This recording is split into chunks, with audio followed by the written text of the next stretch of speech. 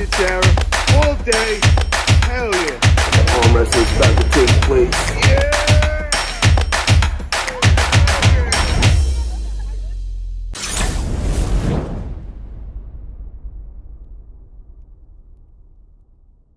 Ask you, we just had this past weekend, we had some big super matches go down over in Las Vegas. We had Sean Hancock's big tournament organization going on. We had the Vendetta matches. So the first one that they had going was Ryan Espey versus Monster Michael Todd, left hand.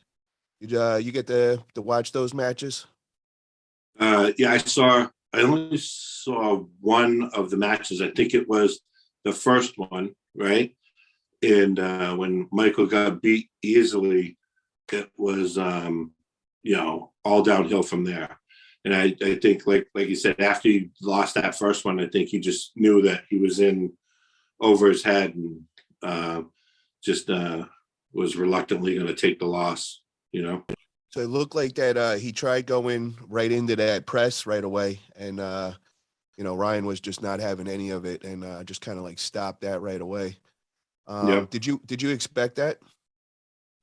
Well, remember, if we talked about this, right?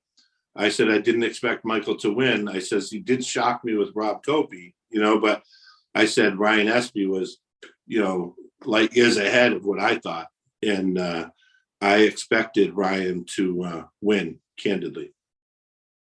Okay. So moving on, we had the other big match, which ended up being very big controversy in the arm wrestling community.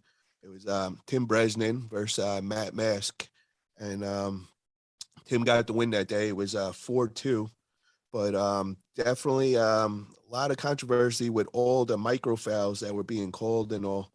What did you see and what did you think? Yeah, I saw it too, and Tim was on the receiving end of a couple of those fouls too.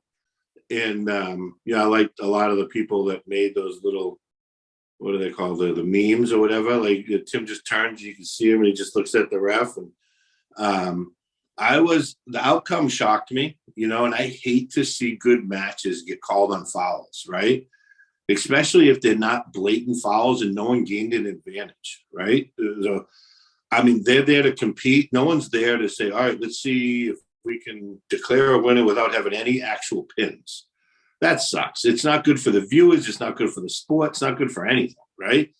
And if they felt as though, there was a real foul, I would like to have seen it been running fouls, right? And then you could at least had them compete and pull. I think they started calling fouls so ridiculously tight, and that it just takes you out of your game, because then you're like, oh my God, well, did I really bob my elbow? Did I really do that? Did I do this? And you're like, I don't fucking think I did. So now it's like you're afraid to do your move, right? Because you're going to get fouled out. So I don't know. It was unfortunate that it got called the way it did, but listen, Matt was on that day, right? And for him to be able to stop Tim, and then Tim just go ahead and power through.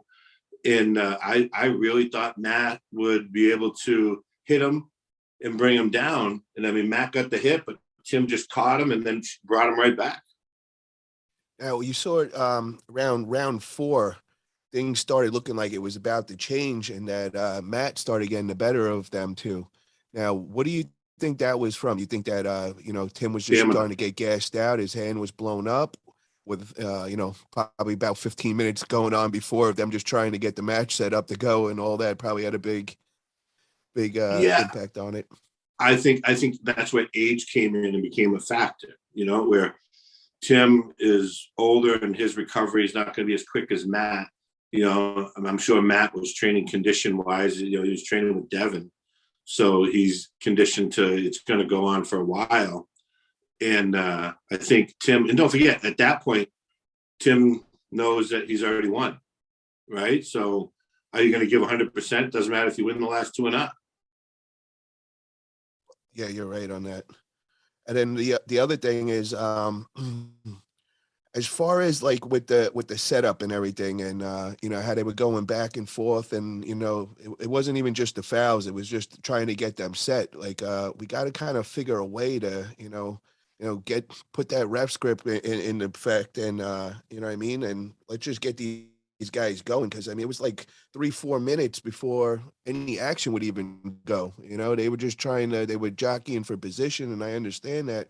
But there's got to be some sort of balance, because that kind of just ruined the whole match. And I could just say, I love watching arm wrestling, so I'm always going to watch all the matches or whatever, even if they're not the most fun or whatever. But I know like non-arm wrestlers, after that first like 2-3 minutes of not even being able to get a match to start, I think they would just turn off. So we definitely got to just figure this out for our sport to keep growing. Having all these different rule sets and all, kind of just got to figure out the one that works and kind of just stick with it.